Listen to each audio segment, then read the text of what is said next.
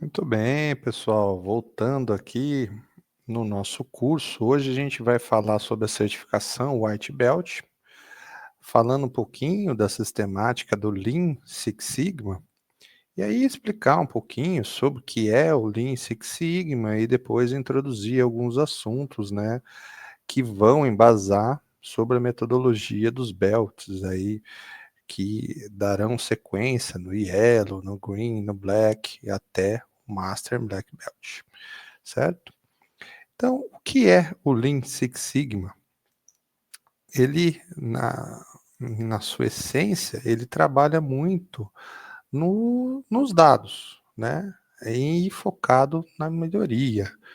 Então, a gente vai buscar os dados para o trabalho, vamos buscar os fatos, os dados, vamos medir, vamos trazer através de métodos gráficos, né? Trabalhar muito com a estatística.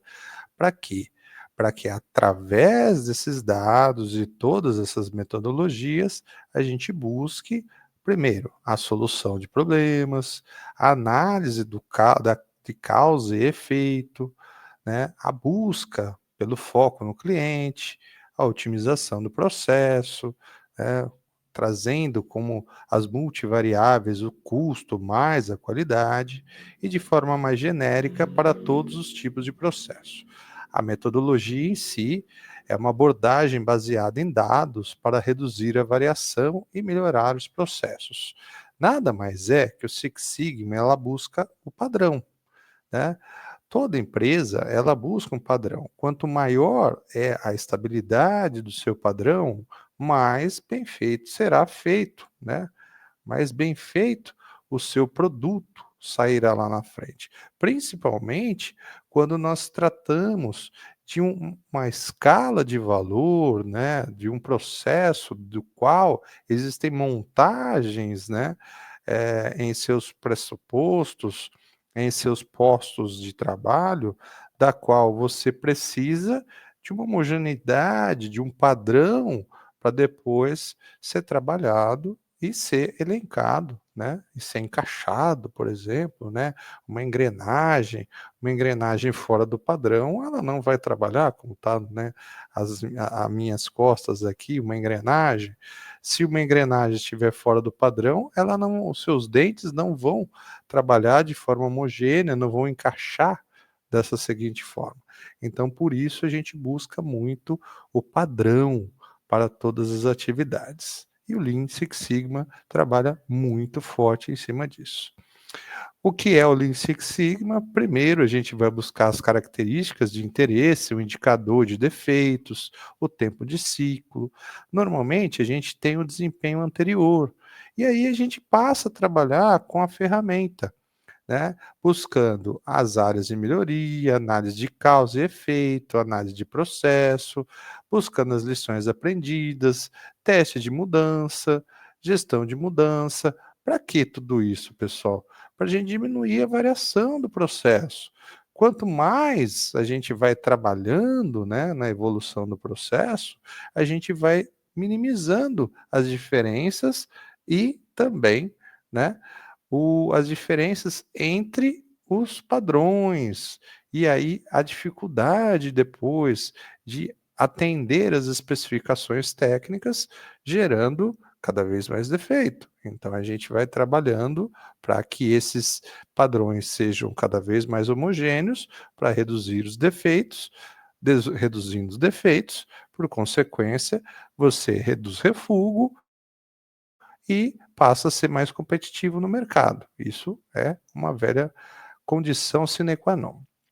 E o que se tornou o Lean Six Sigma? Hoje nós temos várias coisas interessantes, né? Uma série de ferramentas para lidar com dados, análises estatísticas, modelos probabilidades, ANOVA, regressão, planejamento de experimentos, análise de sistemas de medição. A gente já tem né, a própria IA trabalhando, fazendo simulações para trabalhar dessa forma, uma série de ferramentas para lidar com processos, como o LOP, a CIPOC, o mapeamento de processos, né, o VSM, a análise de desconexões e etc. uma série de roteiros para se colocar em prática. Quase todas as iniciativas de melhoria usando Lean Six Sigma são estruturados em projetos de melhoria. Há uma série de templates que nos ajudam a melhorar esses projetos. Então, a metodologia em si já não é uma metodologia tão nova, mas muitas empresas ainda estão engatinhando com esses pontos, né? Ou algumas já não nem ouviram falar, né, dessa sistemática em trabalhar, estão lá focadas em produtividade, em números, né?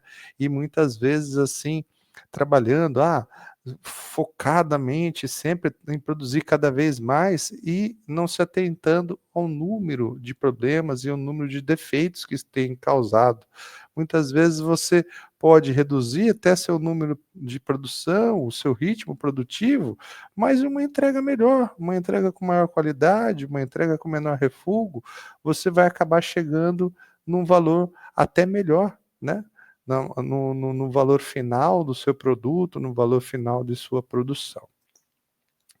Aqui os grandes pensadores, né, de onde tudo veio isso, né, primeiro por Deming, né, um dos maiores pensadores da qualidade, aí, depois Hugh Hart, também um grande pensador, e o Joseph Juran, que também é um grande pensador, todos eles focados realmente na qualidade, tudo na qualidade de produtos, eles pensando nessa sistemática do Lean Six Sigma. E como surgiu o Lean Six Sigma? O conceito Six Sigma surgiu quando um dos executivos da Motorola se queixou da má qualidade da Motorola. A principal conclusão do relatório é que minimizar os defeitos em cada estágio de produção resulta no melhor desempenho no mercado. Que eu acabei de falar, né?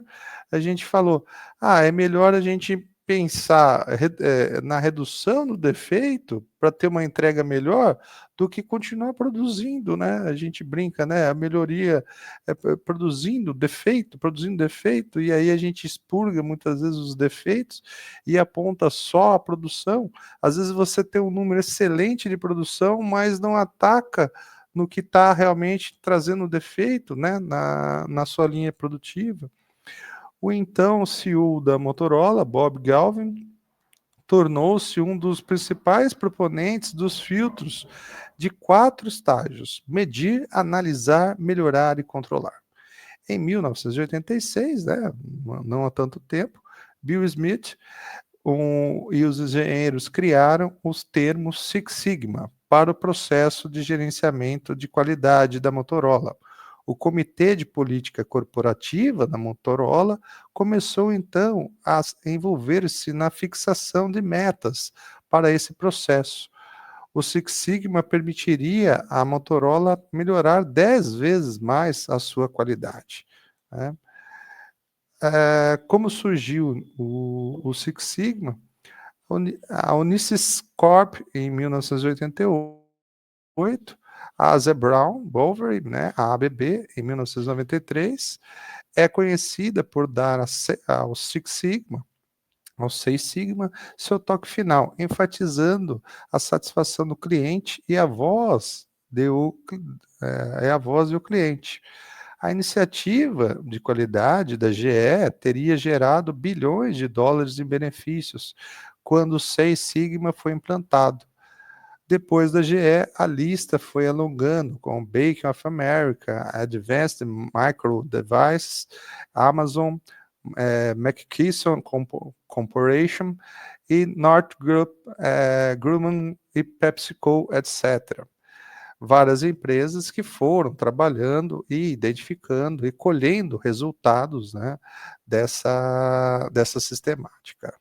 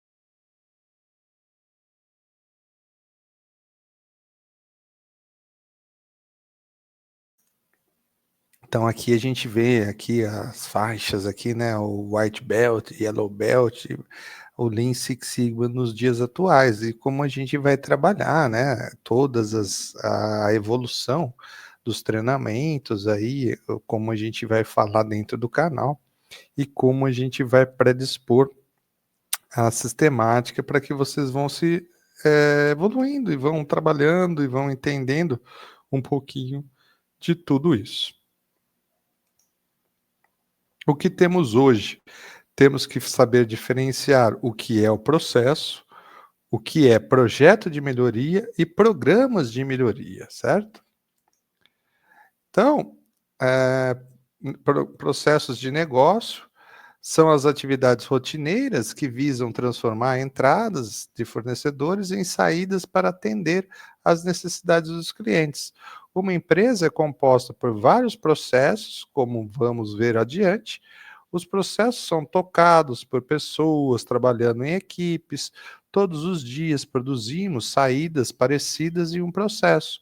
Então, algum exemplo de processo aqui, né? A gente entra matéria-prima, é processada através de um maquinário, tal, até a saída de um produto final, né. É um exemplo simples, né, para que todo mundo entenda. Em minhas aulas eu brinco muito, né, de entrar o porco e sair a linguiça lá na frente, né, a gente pô, faz o processo, né, então a gente tem essa condição.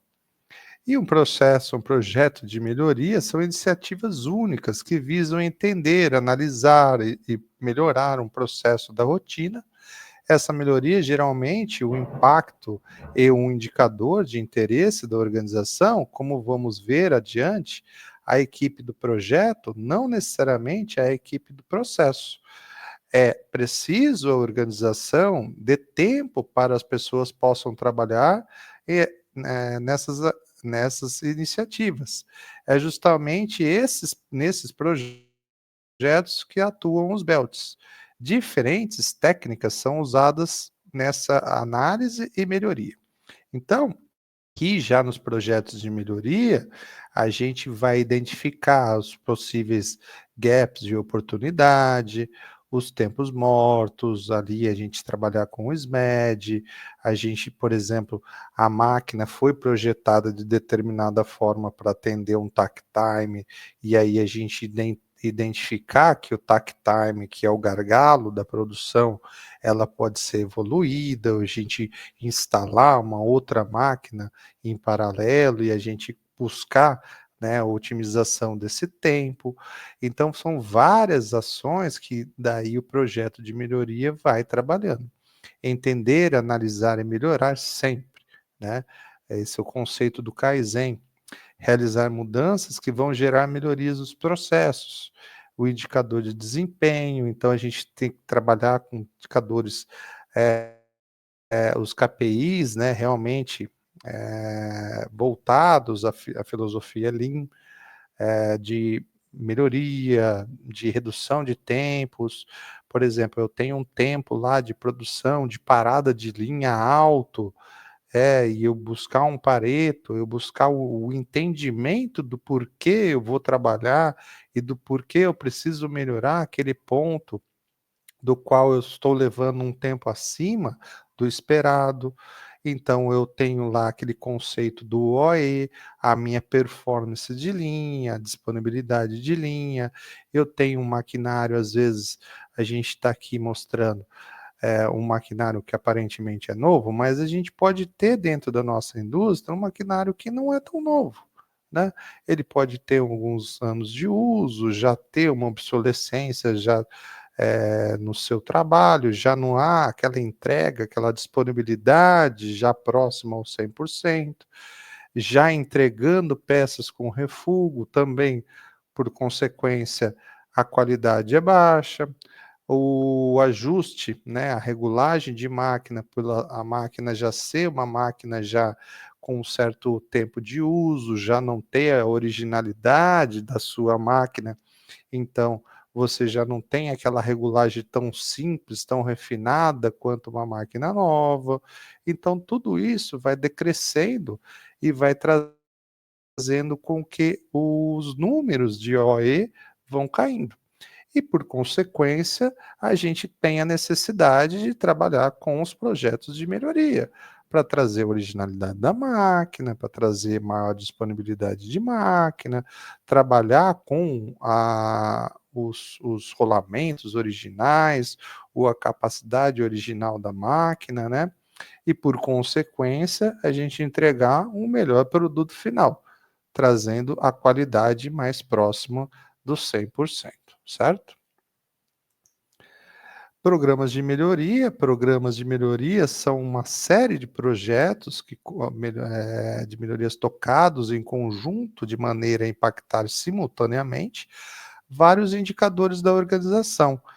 A equipe ou área de melhoria geralmente faz a gestão dessa série de projetos, costumam ter um impacto significativo no desempenho da organização. Então, a gente vai encontrar aqui dentro, né, do nosso, da nossa engenharia, né, de projetos de melhoria, né, a famosa engenharia de Kaizen, ou engenharia de automação, ou engenharia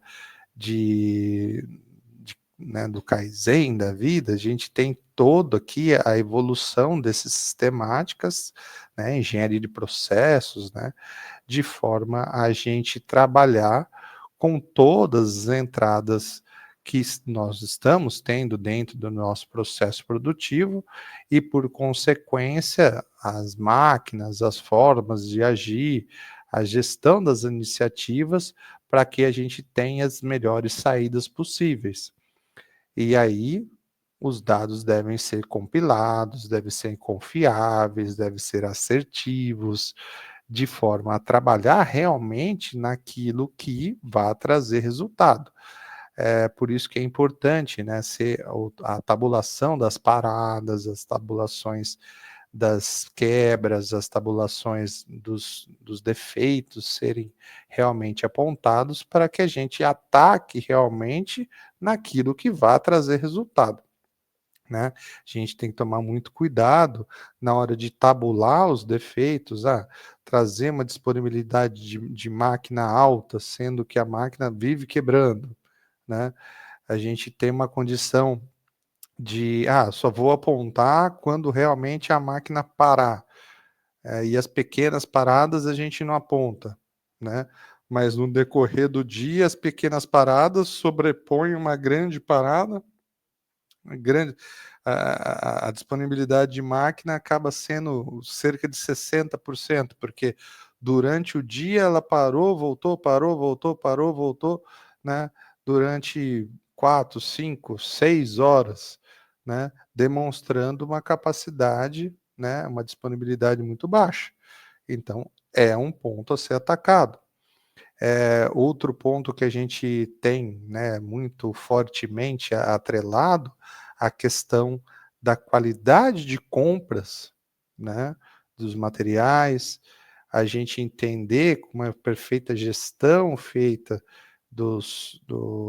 da manutenção, da compra, né, atrelada à gestão de custos de manutenção, e feito, quanto mais a gente fizer uma gestão de manutenção bem feita, a disponibilidade passa a ser cada vez mais adequada, porque a gente passa a entender que quanto mais a gente tem quebras rotineiras, quebras periódicas, e às vezes do mesmo equipamento, da mesma peça, é sinal de que a peça talvez não seja de boa qualidade. E aquele famoso ditado, o barato sai caro. Muitas vezes um mau rolamento, um rolamento comprado por, na promoção, ou comprado por, não, comprei mais barato. Aí, aquela famosa gestão de silo, né? Não, o comprador teve um saving interessante, só que daí a manutenção é prejudicada por isso. Então tem que se tomar muito cuidado, certo, pessoal?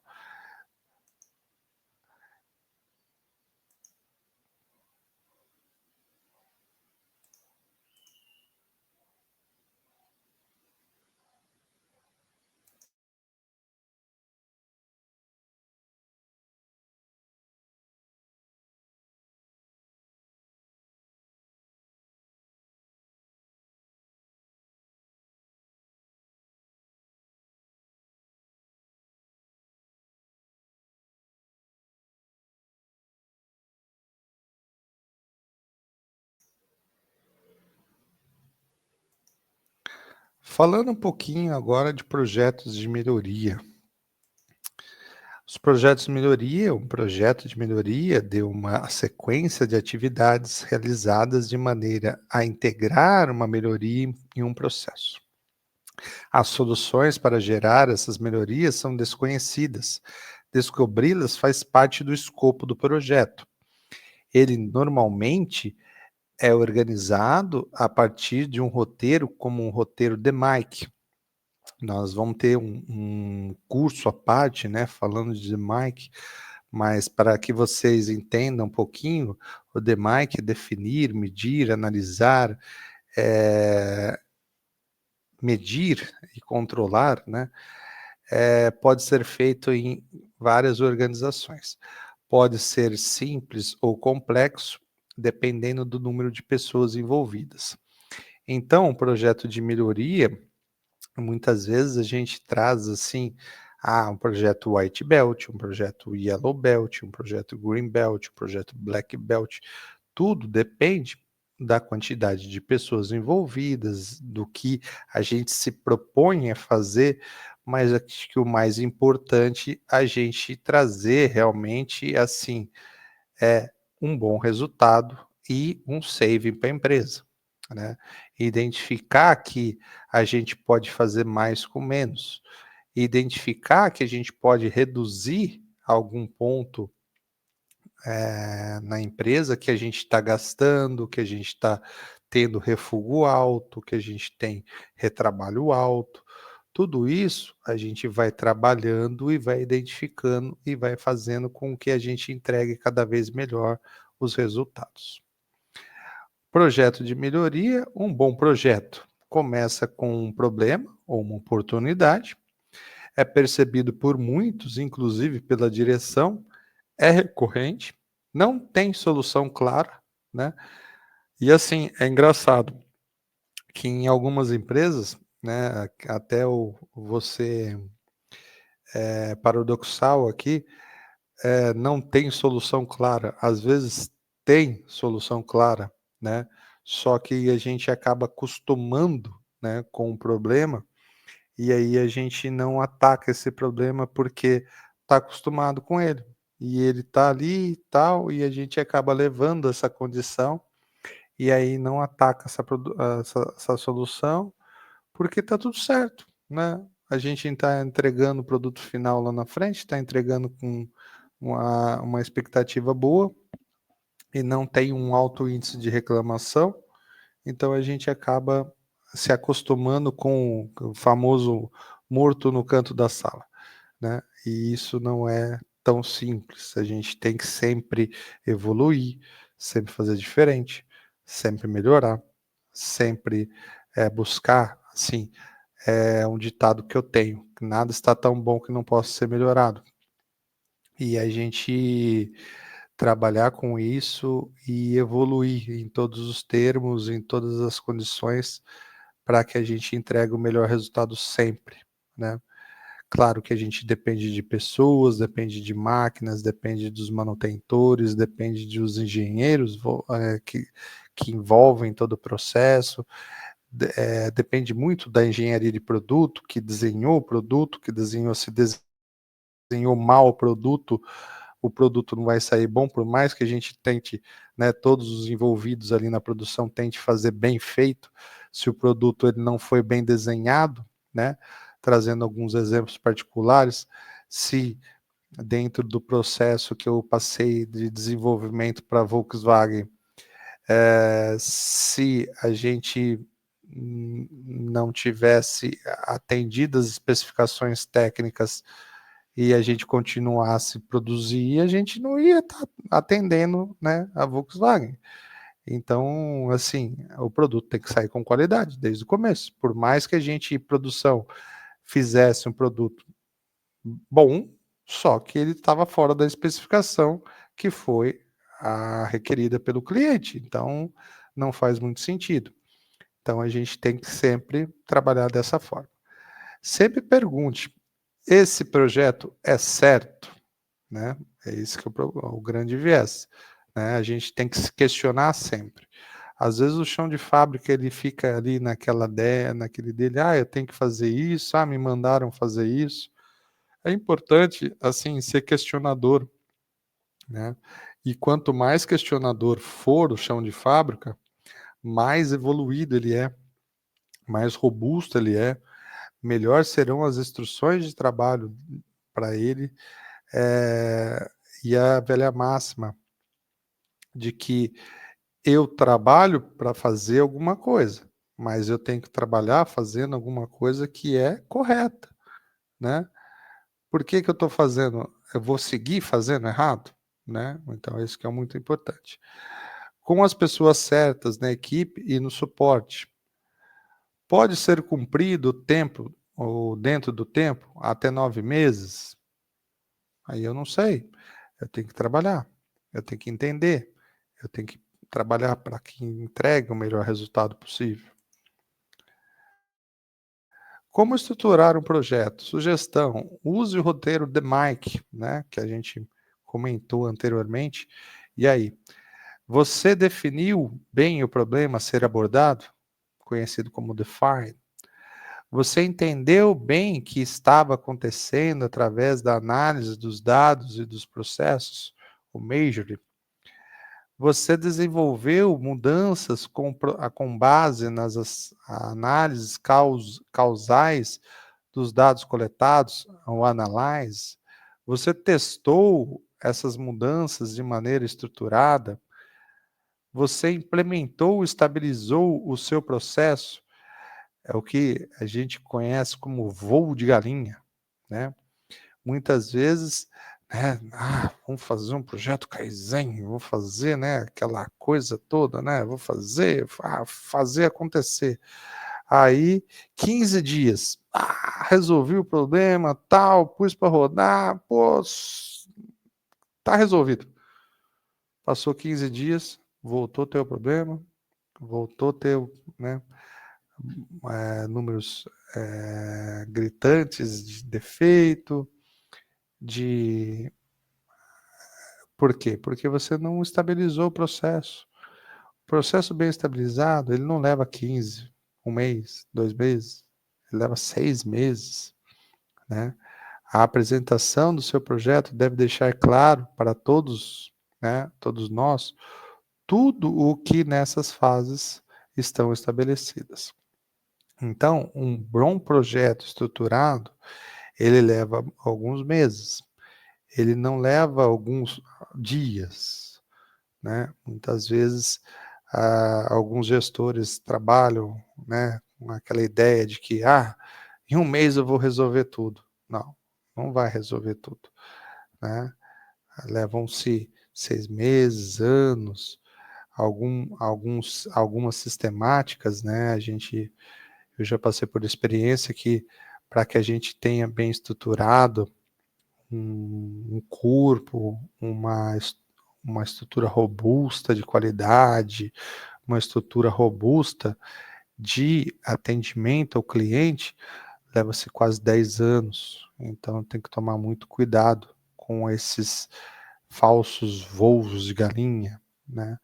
A gente tem que tomar muito cuidado porque a gente tem que evoluir e sempre estar evoluindo, mas sempre estruturado com dados, com ferramentas, com qualidade, com embasamento técnico, né, que é o mais importante, não o famoso chutômetro.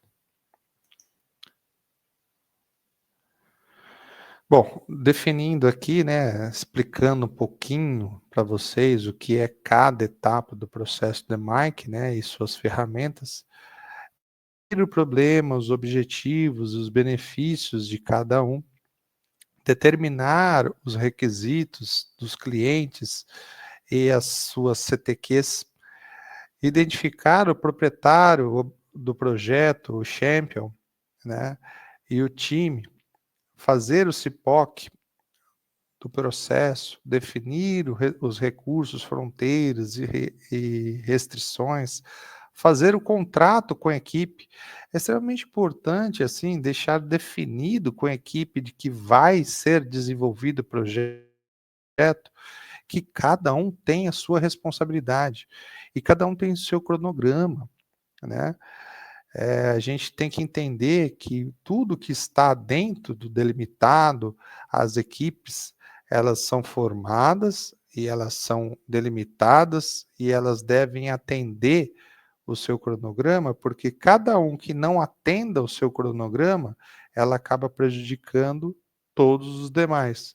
Então é extremamente importante que a gente tenha uma sincronia entre as atividades. No Midjourney, fazer um mapa detalhado do processo, o famoso fluxograma.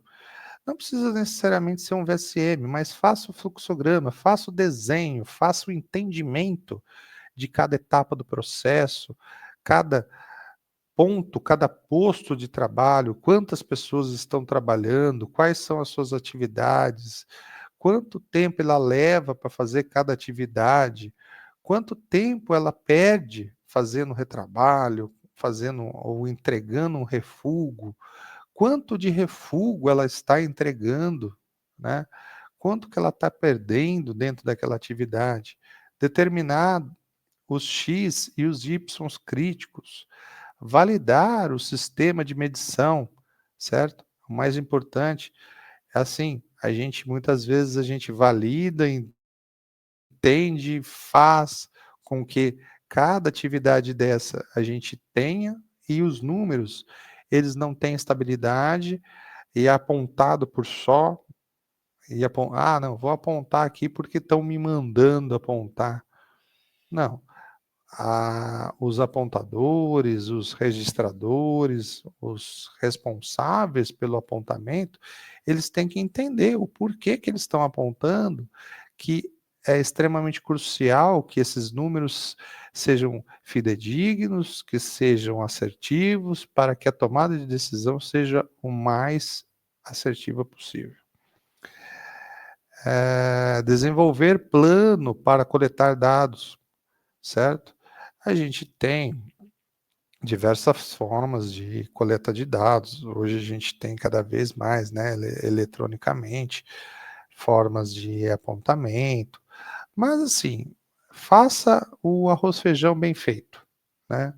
Muitas vezes um papel e caneta bem feito é muito melhor do que você pegar eletronicamente e tal, cheio de aplicativos, mas que no final esses aplicativos não atendam os resultados que a gente está esperando. O cara apontar, né, muitas vezes sem ter assertividade no que a gente está precisando.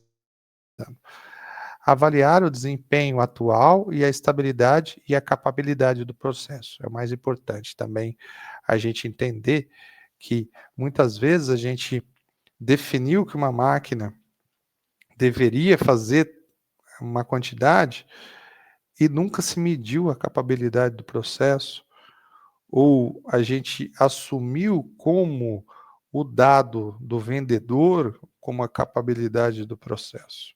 Isso é extremamente perigoso, né? Quando, a gente define um, um manual de máquina, né, como capabilidade do processo, nem sempre aquela máquina que se diz que se foi vendida, né, falando, eu produzo tantas, né, peças por minuto. Quando a gente chega e instala, a gente vê no dia a dia, a gente vê, analisa, realmente tem um déficit. A gente tem certeza disso. E ajustar o foco do projeto. Eu acho que é o mais importante. Analyze, criticar o processo atual, né? A gente tem que, como tem a lupinha aqui, descer no processo, no Gemba, analisar friamente. Por isso que os analistas de processos são extremamente cruciais nesse ponto. Quanto mais a gente analisar, focar, trabalhar, identificar, olhar no fino tato, né? E muitas vezes é importante também que a gente tenha o, o,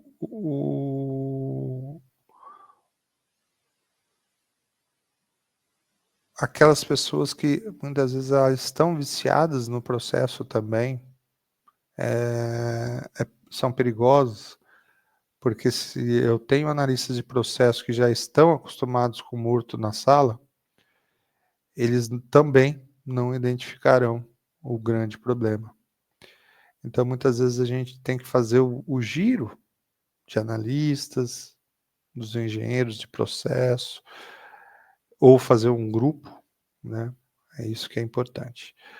Determinar relações causais baseado em dados, identificar os maus conceitos presentes dentro do processo, buscar explicações para desempenho atual, identificar mudanças, né? A gente tem que já pensar já rápido o que pode ser mudado, o que pode ser melhorado, certo? Desenvolver mudanças, testar as mudanças em pequena escala, e é o que é mais importante, pessoal. Testar as mudanças em pequena escala. O que acontece muito nas empresas?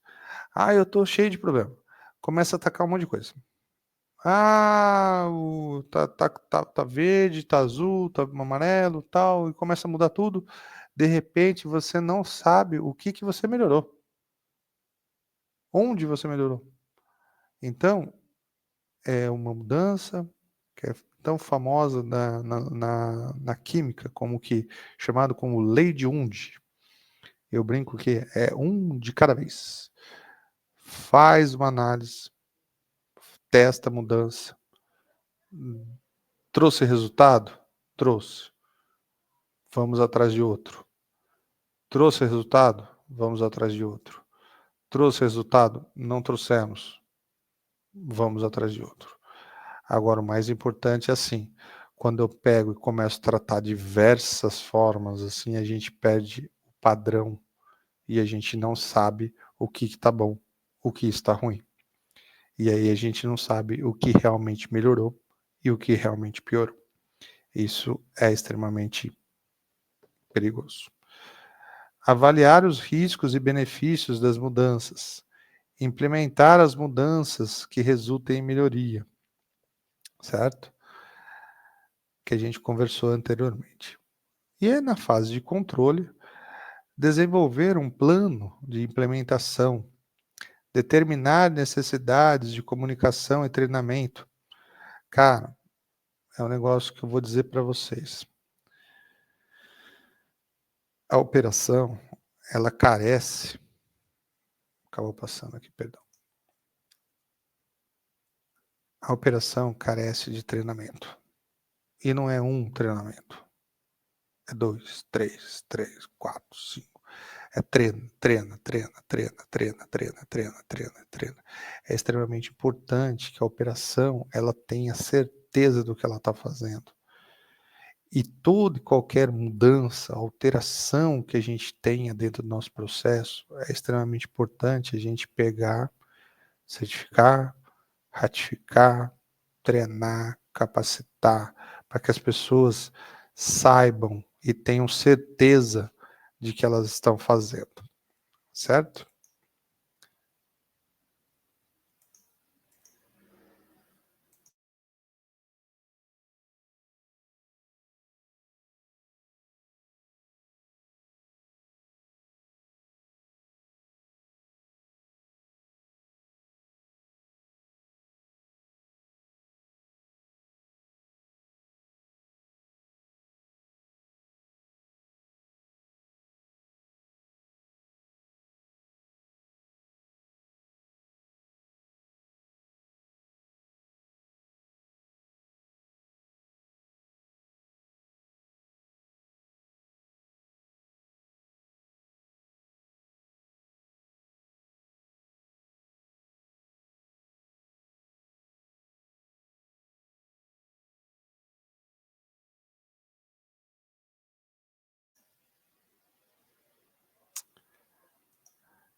Bom, Vamos lá um pouquinho da história, né? A gente fala aqui do Ford T, né? Que foi o primeiro sistema de padronização dentro da história. E aí a gente brinca, né? Que dentro desse sistema, a era dos artesãos, o artesão controla todo o processo de produção dentro do seu escopo e do seu ofício. Cada peça produzida é única. O processo é passado adiante de mestre para aprendiz. Não existem padrões, né? A era das fábricas, Taylorismo, o aparecimento de grandes fábricas, especialização do trabalho, surgimento dos padrões e dos gerentes. Taylor, administração científica, qualidade, produto bom, produto ruim. Fordismo, início do século XX e aproximadamente 1930, criação da linha de montagem, padronização extrema, né? Ford T. Início da mentalidade da qualidade do produto, popularização da melhoria. Shewhart e a sofisticação da melhoria. Início do uso da estatística em melhorias de processo, criação de algumas das ferramentas básicas usadas atualmente, busca por previsibilidade e resposta dos processos. Reconstrução do Japão, avanço da qualidade, popularização da qualidade. Aplicação da estatística, popularização da melhoria como vantagem estratégica. E o tão conhecido sistema Toyota de produção, né? Nós temos alguns parceiros aí, alguns links que eu posso deixar com vocês de especialistas, né, na área de sistema de Toyota de produção, que já fizeram algumas entrevistas no canal, tudo, e que vocês vão aprender muito com isso. ISO, Six Sigma, Lean, WCM, tem aulas de WCM aí com vocês, tal, também no canal, e modelo de melhoria, a era moderna, 80 até hoje. Da manufatura e para o resto da organização, a padronização e a qualidade tomam outra proporção. A estatística também se populariza. A parte humana é consolidada e disseminada. Criam-se metodologias e a tão famosa automação de processos. Hoje, cada vez mais a gente busca automação de processos para que se mantenha, né, o padrão, esse é o mais importante, e por incrível que pareça, a gente hoje vive numa condição de que a gente tem dificuldade de encontrar colaboradores que estejam engajados, que estejam comprometidos com a causa, né, de entrega, de produção. Então a gente muitas vezes acaba buscando, né, a automação para que entregue cada vez melhor os resultados e atenda, né, a expectativa da empresa.